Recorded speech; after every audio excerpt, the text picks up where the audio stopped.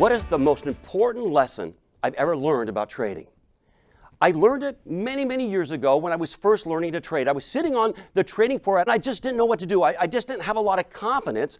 And I noticed there was a man standing behind me looking at me trading.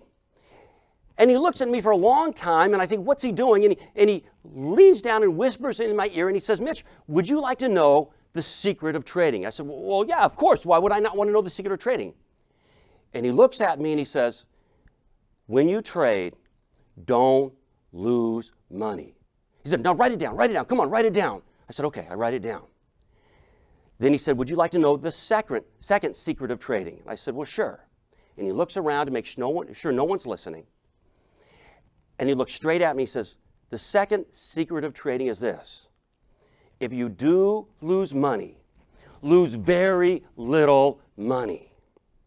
When he was done, I wrote it down and he left. I've never seen him again.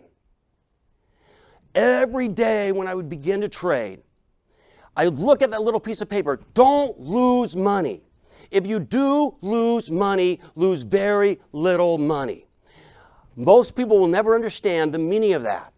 But when you begin to trade and you keep that in your mind, you begin to understand it's not about the big money, quick money, the fast money. It's about making sure that you trade in a disciplined manner, that you keep your losses small, you let your winners grow greater. But the key is this, just don't lose money. But if you do lose very little money.